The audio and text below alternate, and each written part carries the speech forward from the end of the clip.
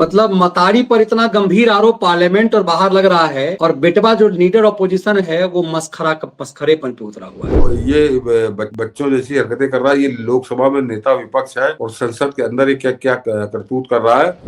मैंने कहा ना कि लातों के भूत बातों से नहीं मानते, जो मुहावरा है ये सिर्फ इन्हीं लोगों के लिए बना है। ये इस तरह से बातों से नहीं मानने वाला, बातें इसकी समझ में नहीं आती। और आज तो इसकी माँ का सीधा कनेक्शन तोरों से जुड़ रहा है कि किस तरह उसका पैसा आता है। बिल्कुल। और कमाल की बात यह है कि संसद के अंदर आज जो कुछ भी हुआ वो तो देखा, लेकिन पार्लियामेंट परिसर के बाहर जब इतना गंभीर मामला सोनिया गांधी और राहुल गांधी के लिए चल रहा था, राहुल गांधी एक मस्खरे के रूप में सामने आए। आज देश ने देखा कि यह आदमी कितना नॉन सीरियस है और किस कदर या इस आदमी से आप अपेक्षा करते हैं। और ये विपक्ष, अच्छा है कि एनडीए कम से कम जो एनडी गैंग ने इसको समझ लिया है कि ये नकारा आदमी है, लेकिन उसके बावजूद जिस तरह की हरकतें आज राहुल गांधी ने की, एक मस्खरे की तरह, ये नेता प्रतिपक्ष का लक्षण है। देखिए, कांग्रेस के एक नेता को अडानी का नकाब पहना दिया गया और एक को नरेंद्र मोदी।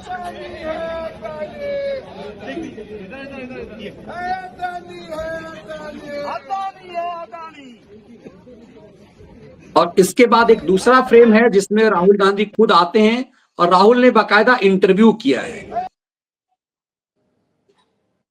राहुल गांधी ने यहां आकर के देखिए,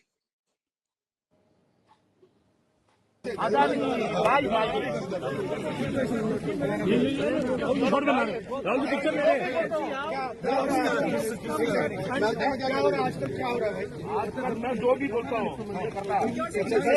आप क्या क्या बोल रहे हो? मैं कुछ भी चाहता हूँ। क्या चाहता हूँ? कुछ भी कोर्ट चाहिए, एयरपोर्ट चाहिए। क्या कर रहे हो?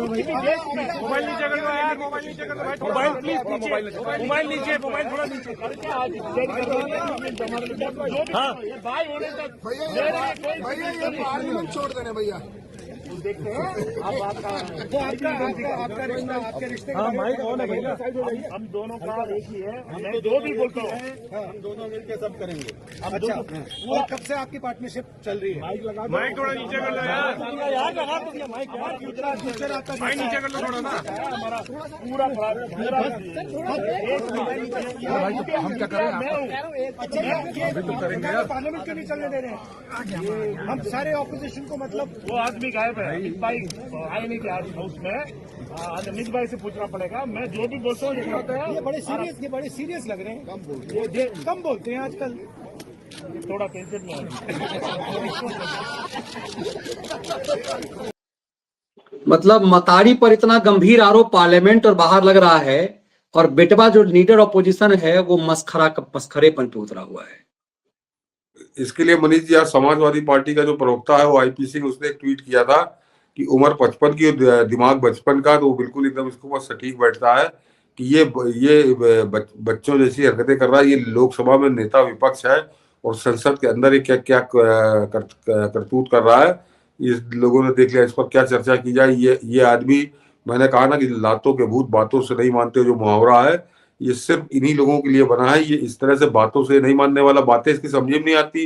ये पता नहीं क्या खाए पिए रहता, सवेरे उस तरह से आता है तो बातें इसके सर के ऊपर से गुजर जाती है। और अब इसके ऊपर ठोस सबूत आए हैं ओसीसीआरपी को लेकर कि किस तरह से ये सोरोस के इशारे पर नाच रहा है, यहाँ से लेके अमेरिका तक ये नाचता है।